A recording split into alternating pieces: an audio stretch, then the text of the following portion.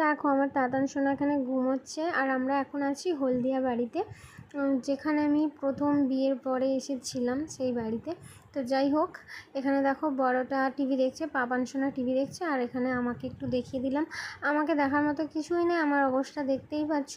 এখন আমি খুব একটা নিজের দিকে নজর দিতে পারি না, যেহেতু দুটো বাচ্চা আছে। ছোটোটাকে সামলাতে হচ্ছে, বড়টার স্কুল টিউশন পড়াশুনো, তারপরে হচ্ছে বাড়ির কাজ, সব কিছু একা হাতেই করতে হয় আমায়। তো নিজের দিকে নজর রাখার মতো অতটাও টাইম পাই না। তো যাই হোক, তোমাদেরকে ঘরটা একটু ঘুরিয়ে দেখাচ্ছি। এপাশে দেখো রান্না করছিলাম, রান্না করতে করতে গিয়ে একটু বসে পড়েছিলাম ছেলেদের কাছে।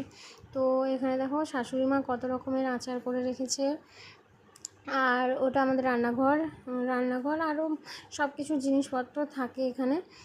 এপাশে রান্না হচ্ছে, আমি একটু আয়নায় নিজেকে দেখে নিলাম। আমি ভাবছি আমি কত মোটা হয়ে গেছি, কেমন লাগছে দেখতে। যাই হোক, তো দেখো এইটা হচ্ছে সেই রুম যেখানে এসে আমি সবার প্রথম এই রুমেই থাকতাম, মানে এই বাড়িতেই থাকতাম, এই রুমেই থাকতাম। তো চলো, টাটা, বাই বাই।